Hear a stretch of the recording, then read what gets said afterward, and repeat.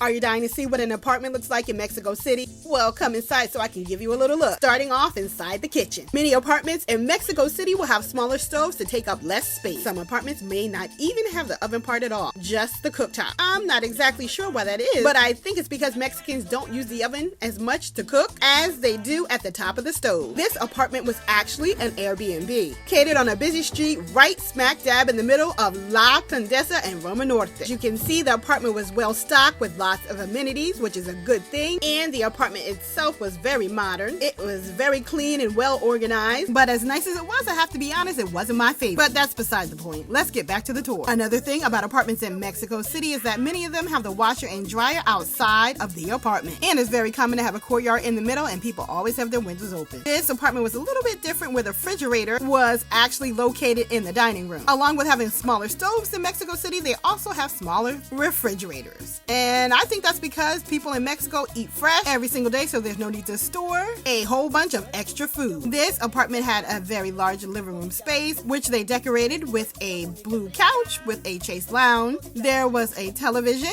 and a desk for journaling and writing behind the couch. There was lots of decorative pillows, which was nice, but as for the couch itself, wasn't so soft and comfy, and I wasn't a big fan of the material. Now, even though this apartment was located on a very busy street, you could hardly hear any street noise, and the neighbors above and below were very quiet, so that was a plus. Now here's a look inside of the bathroom. It was a very nice sized bathroom, nothing fancy, walk-in shower with a rainfall shower head and a window looking out into the courtyard. And here's a little something else you need to know about life in Mexico, or at least bathrooms in Mexico. Sometimes the water pressure in Mexico can be very low, and the hot water is not always hot. Those things can vary from apartment to apartment. Now, this apartment has 3 different bedrooms. This is the first bedroom with a queen-size bed. I think that this was a queen-size bed, and a look outside into a side street, which even though was busy, was also very quiet. And here is a look inside the second bedroom. It looked very similar to the first. Not much furniture in this one, and I think that's a full-size bed or maybe a queen. And here is the third and last bedroom. It was very similar to the other 2 bedrooms, but they added a little extra touch to this bedroom with some satin silky sheets. And that's it. That's a tour of a 3-bedroom, 1-bathroom apartment in Mexico City.